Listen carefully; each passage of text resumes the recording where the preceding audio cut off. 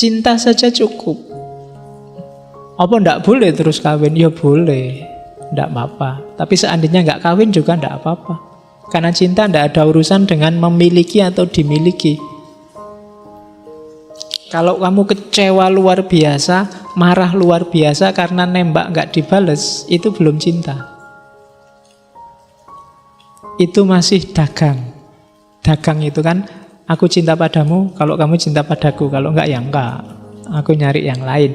Itu belum cinta. Ya kamu sedang nyari pasangan gitu aja. Tapi kalau cinta itu, kamu jaga yang kamu cintai dari kesedihan, dari kejatuhan, dari kerusakan, bahkan oleh dirimu sendiri.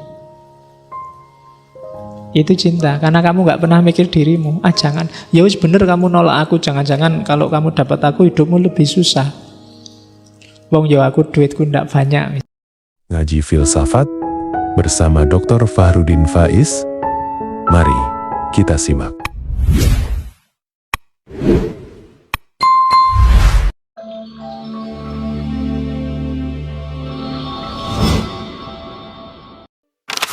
Assalamualaikum warahmatullahi wabarakatuh. Bismillahirrahmanirrahim. Alhamdulillahi rabbil alamin. Wa bihi nasta'inu ala umurid dunya waddin. Allahumma sholli wa sallim wa barik ala habibina wa syafi'ina sayyidina wa maulana Muhammadin wa ala alihi wa ashabihi wa ala man ittaba'ahum bi ihsanin ila yaumiddin. Bismillah, mari kita lanjutkan ngaji kita. Malam ini kita sesi terakhir.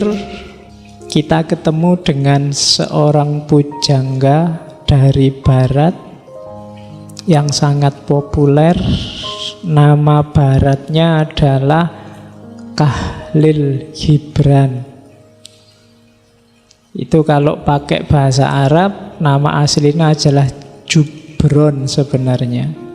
Asli Libanon, Jubron Khalil Jubron. Namanya sama kayak namanya ayahnya. Jadi nama aslinya itu Jubron Khalil, punya bapak namanya Jubron juga. Ya ditulis dalam bahasa Latinnya biasanya pakai Gibran.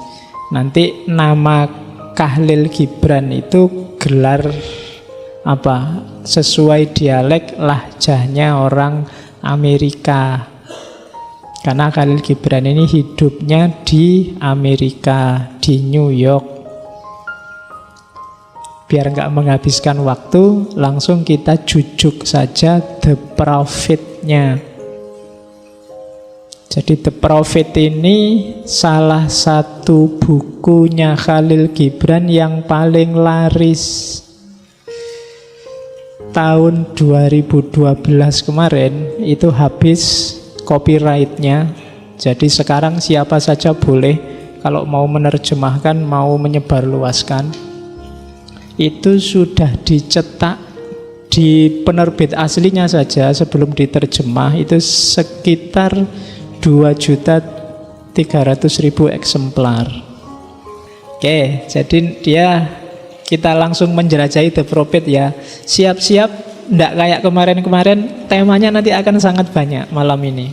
Kita semacam mengambil satu-satu hikmah-hikmah dari tulisan dari bab-bab yang ada di The Prophet. Itu ada sekitar 26 bab, 26 puisi, 26 judul, macam-macam. Oke, bismillah ya. Kita buka dari bab pertama The Prophet, datangnya kapal. Ini maksudnya kapal menjemput Al-Mustafa untuk kembali lagi ke kampung halamannya.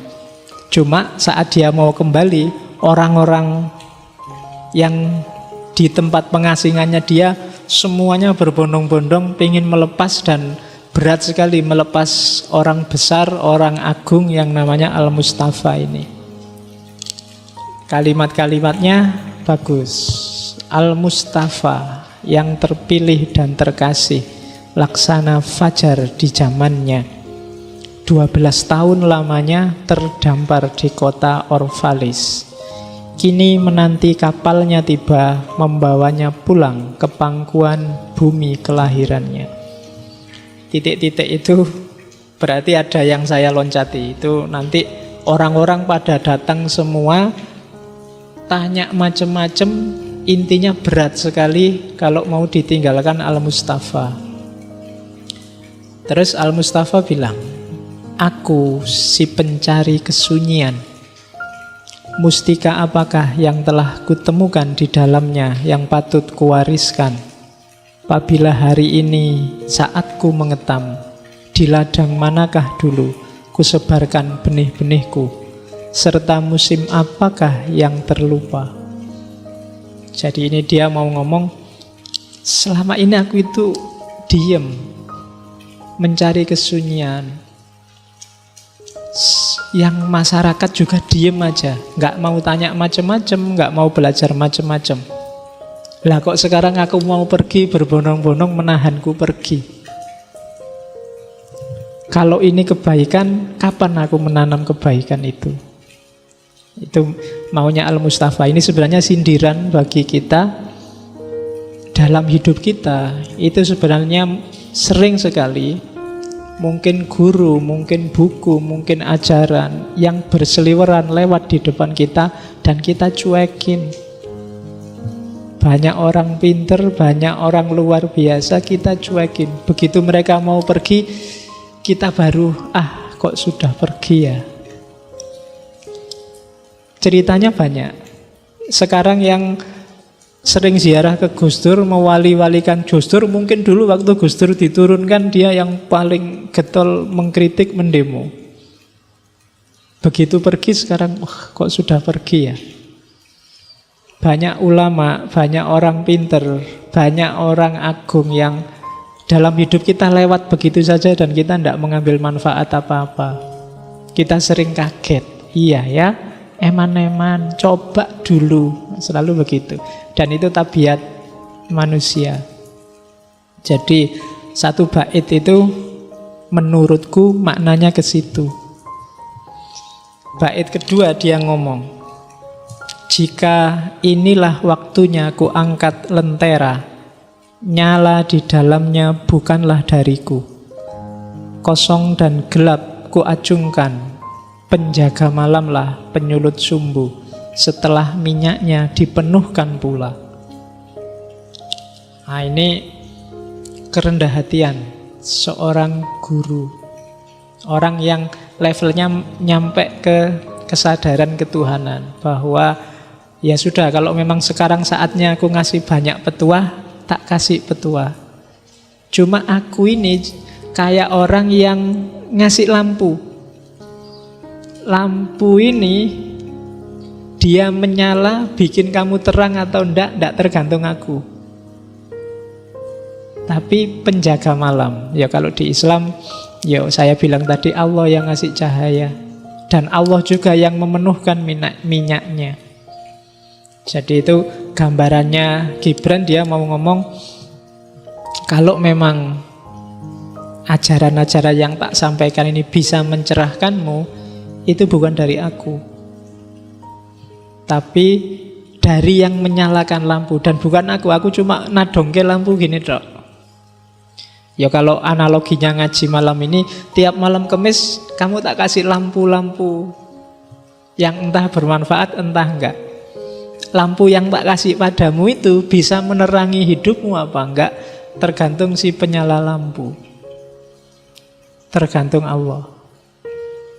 Jadi di antara sekian, mungkin sudah 100 berapa kita ngaji itu, mungkin ada salah satu yang lampunya menyala, bikin kamu naik level kesadarannya, bikin kamu tercerahkan. Nah itu alhamdulillah. Kalau enggak, ya ditunggu aja. Sopo ngerti lampu-lampu yang akan datang bisa bikin hidupmu cerah. Ya enggak cuma ngaji ini, semua ngaji, semua kajian. Mungkin justru bukan lampu ini, tapi dari lampu-lampu yang dibawa ustadz-ustadz di TV itu. Mungkin lampunya Mama Dede, lampunya Ustadz Maulana, apa lampunya Sopono yang di TV-TV itu. Lo sopo ngerti? Oke, saya pagi-pagi mendengarkan Mama Dede dapat pencerahan luar biasa. Ada ibu-ibu yang tanya, Mama, suamiku kawin lagi.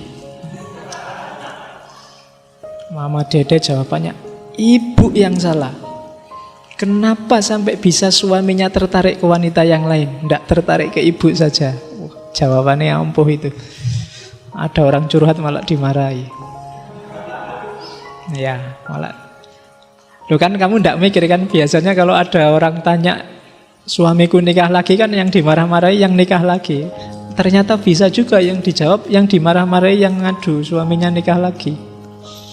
Mungkin memang ada loh dimensi itunya.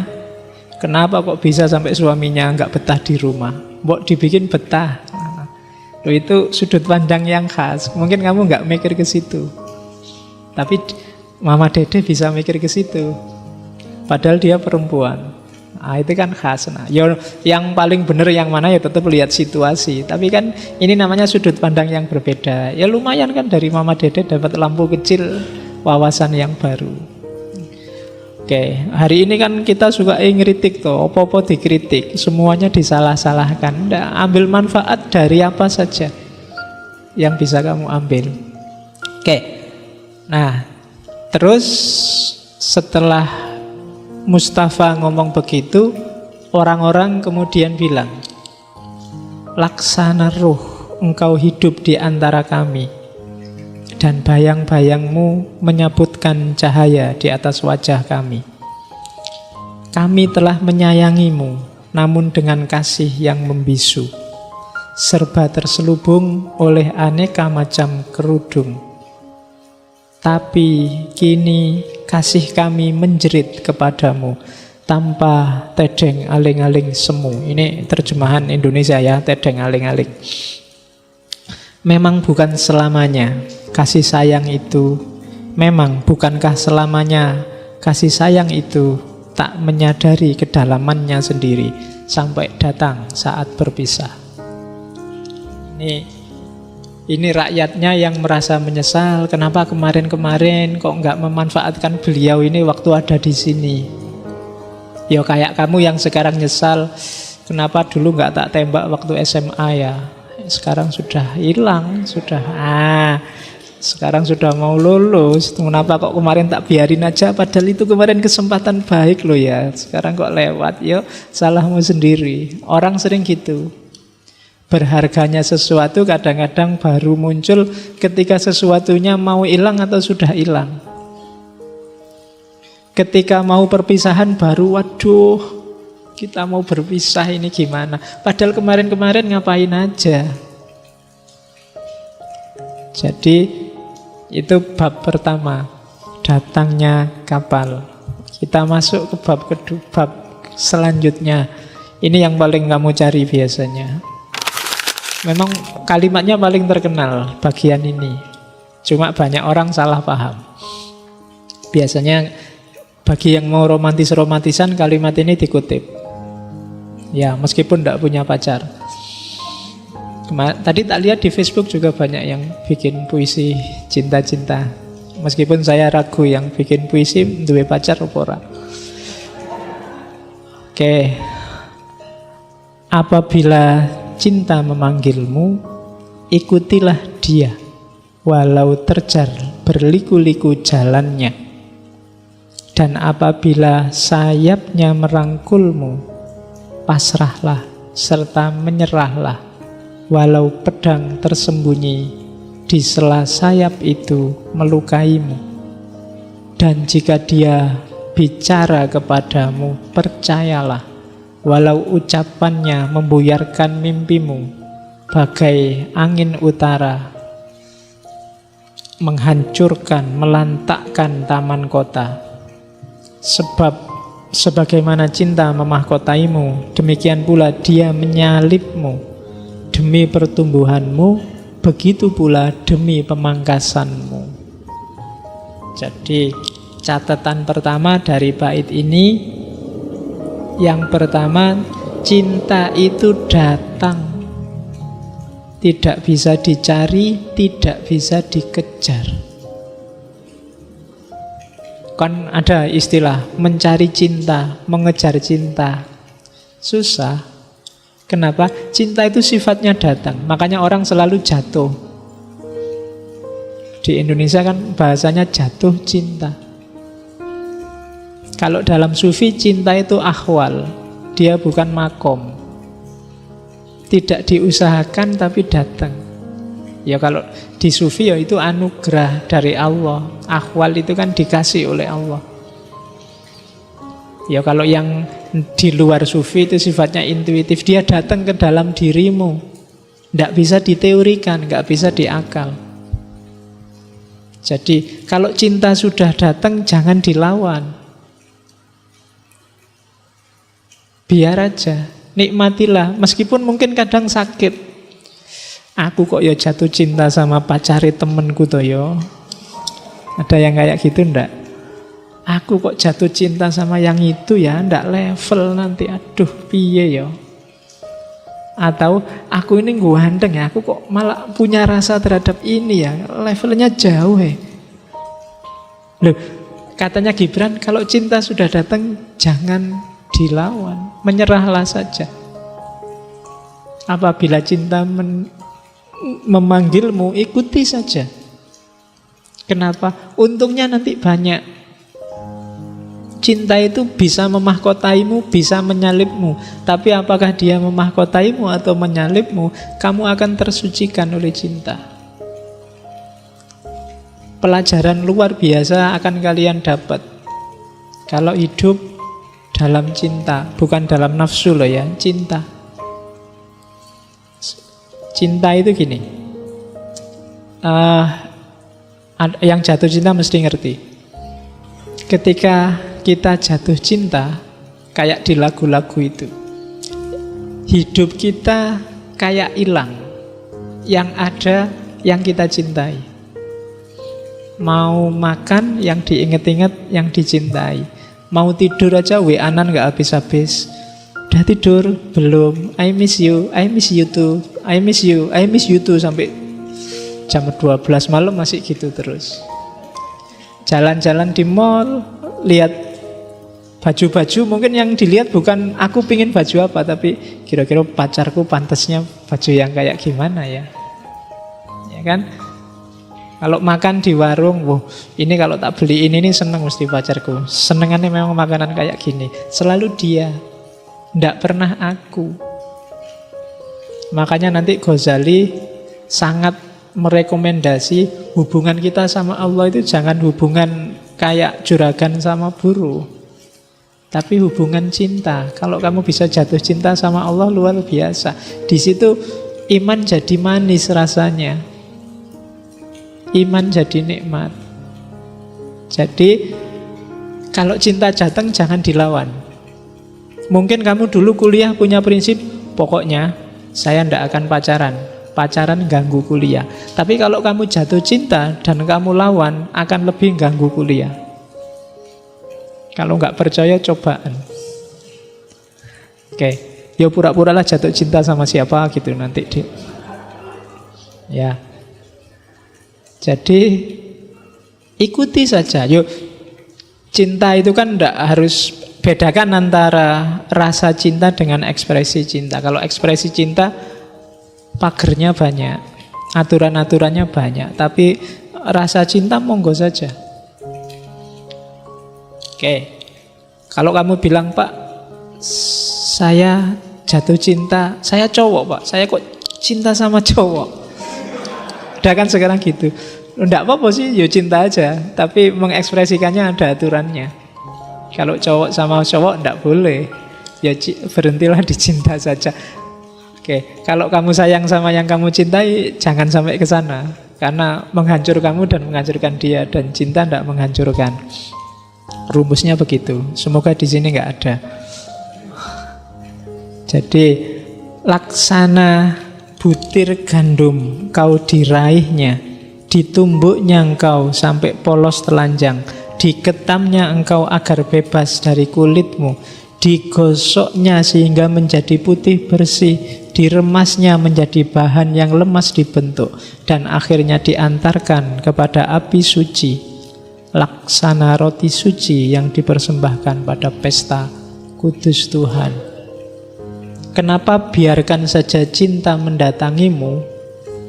Karena cinta bisa membunuh, bisa menaklukkan musuh luar biasa dalam dirimu yang susah sekali ditaklukkan. Namanya ego. Aku itu susah ditaklukkan. Pakai teori nggak bisa, pakai akal bisa trik. Yang bisa menaklukkan cinta. Jadi dengan cinta kamu akan, kalau bahasa dulu saya nulis skripsi tentang cintanya Khalil Gibran itu, disucikan. Disucikan dari apa? Dari ego. Orang sudah tidak bilang aku lagi. Di level apapun hidup, orang selalu bilang aku. Bahkan agama ya agamaku, Tuhan ya Tuhanku. Sehingga terjadi rebutan Tuhan, rebutan tafsir, rebutan agama, rebutan Islam yang paling benar. Tapi dalam cinta, enggak, egomu terbunuh, egomu kalah. Yang ada hanya yang kamu cintai. Kepentinganmu enggak ada artinya sama kepentingan dia. Ya kan? Mbok kamu disuruh jemput jam 7, enggak masalah. Padahal kamu kuliah jam 7 sering bolos. Tapi kalau jemput dia enggak apa-apa. Nah, itu cinta. Egomu sendiri ditaklukkan. Hasilnya apa? Enggak, cinta tidak memberikan apa-apa kecuali keseluruhan dirinya, utuh, penuh. Pun dia tidak mengambil apa-apa kecuali dari dirinya sendiri. Cinta tidak memiliki ataupun dimiliki. Cinta karena cinta telah cukup untuk cinta. Ini kalimat biasanya yang ditinggal pacarnya pakai ini. Tidak apa-apa cinta tidak memiliki ataupun dimiliki. Ini maunya Gibran, cinta saja cukup. Apa tidak boleh terus kawin? Ya boleh, tidak apa-apa. Tapi seandainya nggak kawin juga tidak apa-apa. Karena cinta tidak ada urusan dengan memiliki atau dimiliki. Kalau kamu kecewa luar biasa, marah luar biasa karena nembak nggak dibales, itu belum cinta.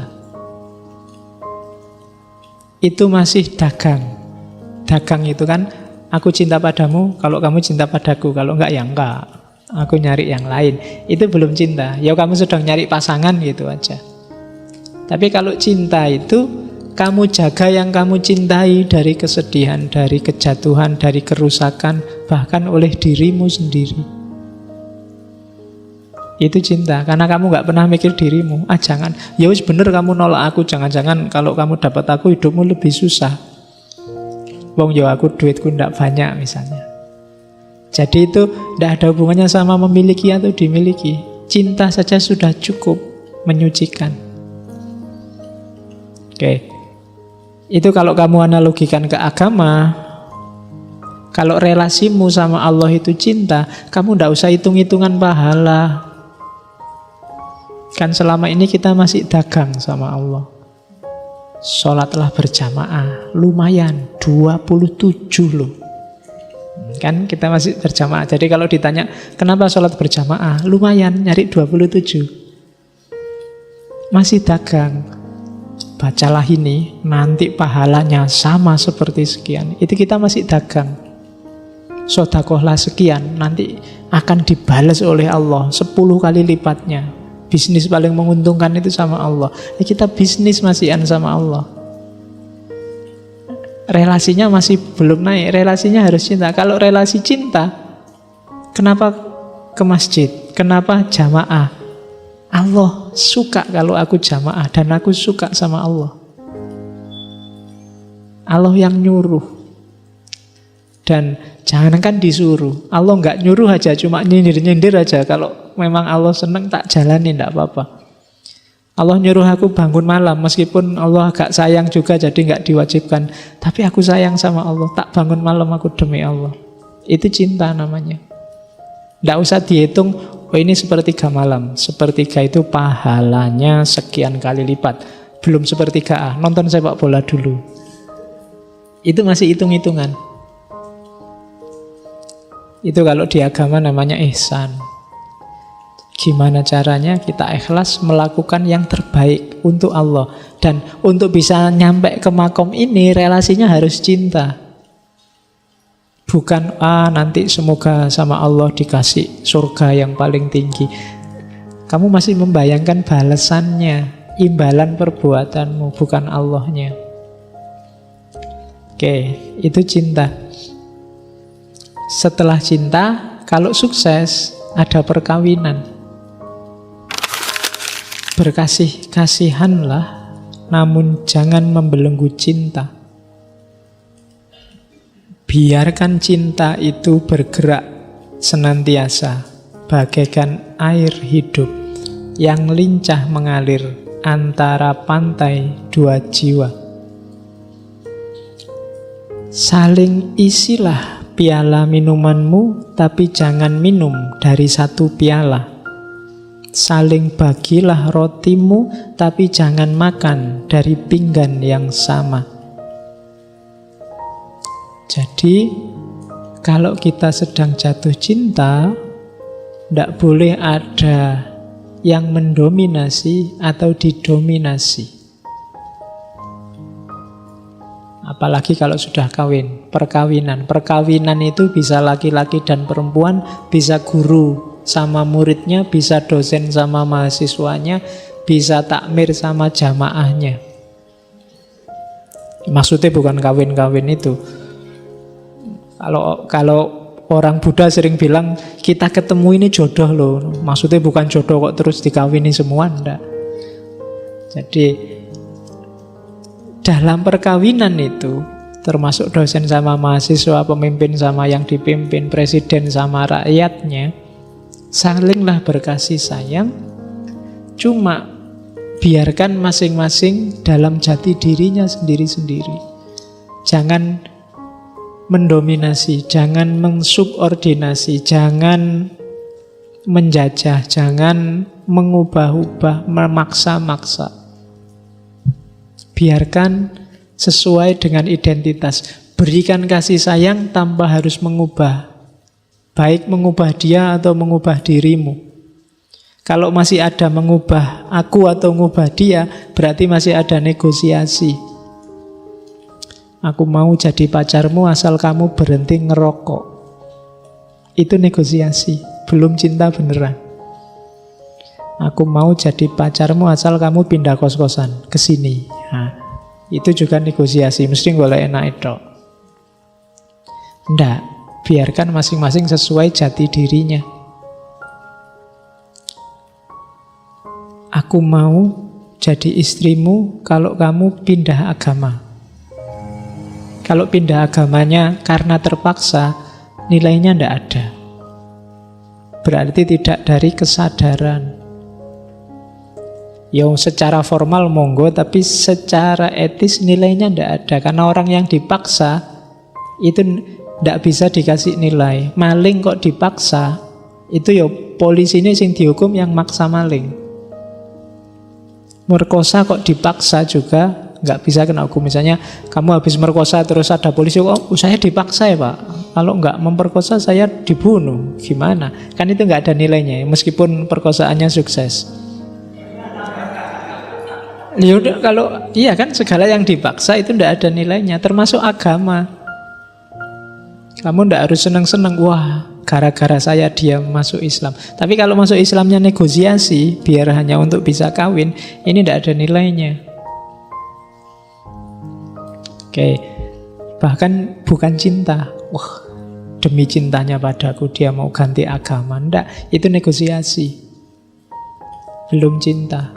Jadi saling beri minuman tapi jangan minum dari cawan yang sama.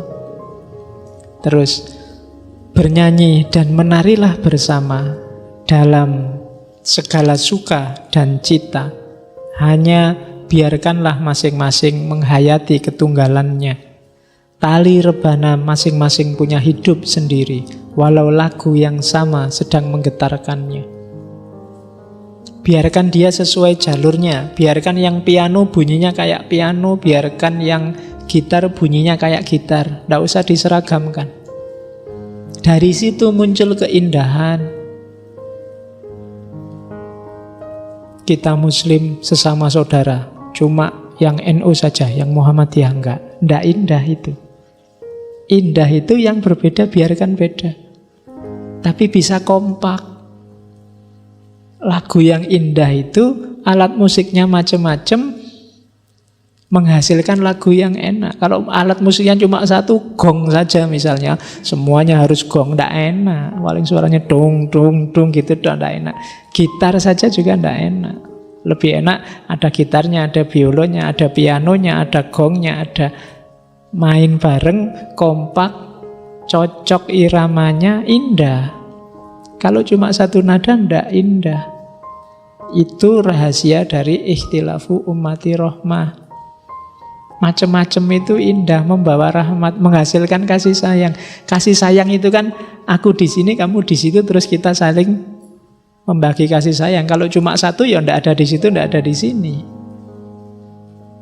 Oke, terus berikan hatimu, namun jangan saling menguasakannya, sebab hanya tangan kehidupan yang akan mampu mencakupnya. Ini yang saya bilang, kita harus mencintai tapi tidak saling mengubah, tidak saling mendominasi. Tegaklah berjajar, namun jangan terlampau dekat. Bukankah tiang-tiang candi tidak dibangun terlalu rapat, dan pohon jati serta pohon cemara tidak tumbuh dalam bayangan masing-masing. Jadi perbedaan adalah kekuatan, perbedaan adalah keindahan. Kalau tiang-tiangnya masjid ini cuma satu ngumpul di tengah, masjid ini ambruk sejak lama. Kenapa masjid ini kuat tidak ambruk? Karena tiangnya berjarak, beda-beda, tidak satu. Jadi jangan disesali kita ada aliran macam-macam, itu kekuatan kalau pengelolaannya benar. Kalau tiang ini marah yang sebelah selatan sama tiang yang di utara, ngumpul di selatan semua, Islam itu yang selatan, masjid ini ambruk. Dia jadi kuat ketika tiang-tiang itu sesuai jati dirinya masing-masing. Kalau orang Islam itu filosof semua, bubar juga Islam. Orang Islam fikih, fuqaha semua juga tawuran, isinya rebutan dalil. Orang Islam sufi semua juga rusak, nggak ada yang mau kerja jadi presiden, jadi panglima perang. Jadi macam-macam itu kekuatan. Kamu tidak usah meratapi macam-macam itu. Yang harus kita atur adalah manajemen kebersamaan kita seperti apa. Oke, rahasianya di situ.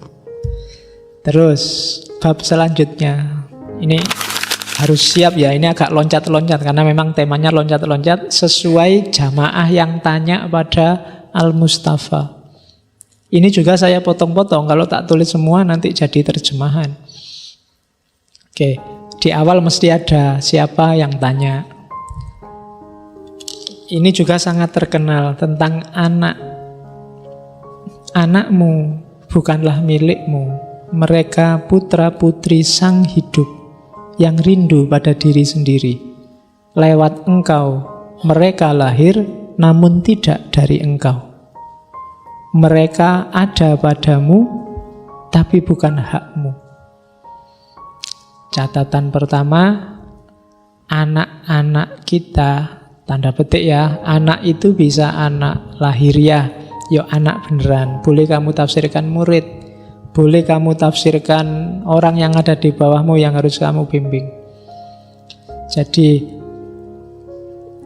awalnya memang anak-anak lahiriah, yaitu memang dari kita sih, kita yang melahirkan, kita yang bikin mereka hadir di dunia. Tapi bukan kita yang menentukan kehadirannya, mereka cuma lewat kita. Maka bahasa Indonesia yang ada istilah bikin anak itu menyesatkan. Tidak bisa orang bikin anak. Siapa berani menjamin kamu misalnya besok punya istri, punya suami, berhubungan terus, ayo kita bikin anak? Tidak bisa. Yang bisa menentukan kamu hamil apa enggak kan bukan dirimu. Kamu isoke kan cuma main gitu aja. Hasilnya kan tidak tergantung dirimu. Secanggih-canggihnya sains tidak bisa bikin anak. Oh sekarang kan bisa Pak, bayi tabung, bisa inseminasi buatan. Itu toh tidak 100%. Bayi tabung ya iso gagal, inseminasi buatan bisa gagal. Kita tidak bisa bikin anak. Bayi tabung itu kan cuma mengkat prosesnya, mempertemukan telur sama sperma di luar itu. Jadi olahraganya tidak ada tapi langsung jadi. Prosesnya kan sama. Itu kan juga tidak jaminan juga.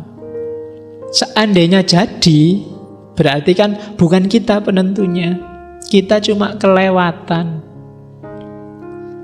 Kita cuma dititipi biar anak ini hadir. Maka dia bukan milik kita, bukan hak kita.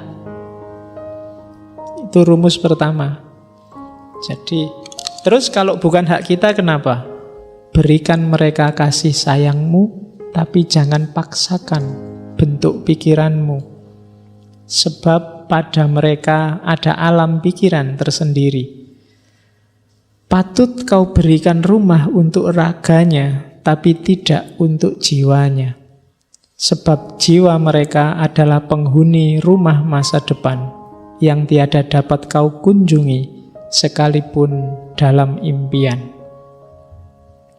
Jadi besok kalau kalian punya anak, ajarilah cara berpikir, ajarilah cara mengambil keputusan, beri wawasan sebanyak-banyaknya, tapi jangan ngatur mereka mau jadi apa.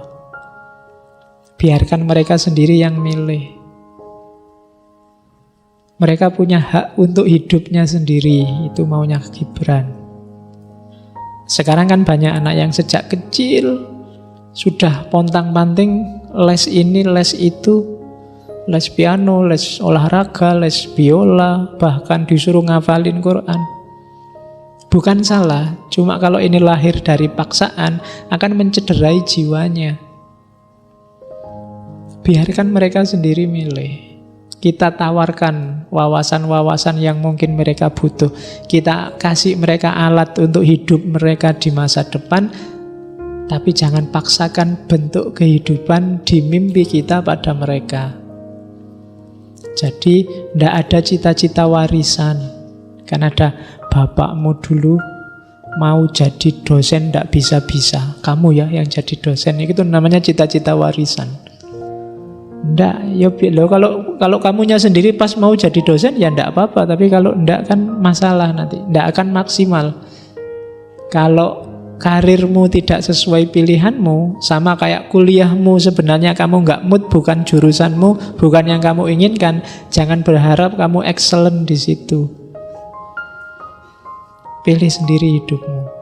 Nah, ini nggak nyuruh pindah fakultas ya, itu. Cuma ya kamu sendiri yang ngukur hidupmu. Ya bisa, mungkin kamu bisa jadi orang kaya, tapi kalau bukan jiwamu, kamu tidak akan sukses, tidak akan jadi sesuatu. Jadi jiwa mereka adalah penghuni rumah masa depan. Kalau rumah masa depan kita kan sudah jelas. Oke, terus kau boleh menyerupai mereka, namun jangan membuat mereka menyerupaimu. Ini agak dalam tafsirnya. Kenapa kita boleh menyerupai mereka? Karena mereka yang hidup di masa kini dan masa depan. Kita ini orang masa lalu. Kadang-kadang kalau nggak ingin out of date, kita harus ikut logika hari ini. Logika anak-anak muda hari ini. Maka boleh kamu menyerupai mereka untuk paham dunia hari ini. Tapi jangan maksa mereka untuk menyerupaimu. Karena kamu hidup di masa lalu. Di masa lalu belum ada laptop, belum ada HP, belum ada Samsung, iPhone. Nggak usah dipaksa anaknya, nggak usah pakai laptop Samsung, nggak usah pakai HP, nggak usah lihat TV, itu bid'ah semua. Dulu nggak ada zaman Nabi. Enggak. Jadi logika zaman, ya selain yang dogmatis, logika zaman dia punya alurnya sendiri. Kalau nggak ingin ketinggalan, ikuti logika hari ini. Maka kamu boleh menyerupai mereka. Oh, kalau nggak ngikuti logika hari ini, mungkin kita nggak bisa loh ngatasi. Cara ngomongnya aja anak SMP hari ini itu mungkin kamu nggak paham. Artis idolanya siapa? Kemudian yang dilihat di internet itu apa saja? Gaya ngomongnya, wah, kamu mau coba SMS ya anak SMP itu, singkatan-singkatannya, oh pening kamu mesti. Ngalang-alangi sing mahasiswa. Nulis nanti aja NNT, KT, KTM, DMN, YACH, ini macamnya susah. Ya kan? Jadi wes ikuti logika hari ini. Itu maunya Gibran. Karena kalau enggak, kamu enggak akan bisa ngontrol mereka. Mereka akan lepas. Maka kau boleh menyerupai mereka, namun jangan membuat mereka menyerupaimu. Sebab kehidupan tidak pernah berjalan mundur, pun tidak tenggelam di masa lampau. Kaulah busur dan anak-anakmu panah, anak panah yang meluncur. Jadi kita ini busur. Kita tarik anak panah itu, kita arahkan kemana, tapi begitu lepas, nggak bisa lagi kita ngatur dia akan nyampe mana. Jadi mereka punya pilihan sendiri. Kadang agak menceng sedikit kena angin, kadang agak muter, kadang yopas, kadang macam-macam. Jadi biarlah kita arahkan, tapi dia mau lepas kemana, silahkan, itu hak dia untuk milih. Terima kasih sudah mendengarkan ngaji filsafat bersama Dr. Fahrudin Faiz di channel kami. Semoga bisa menambah ilmu dan bermanfaat bagi kehidupan kalian semua. Amin.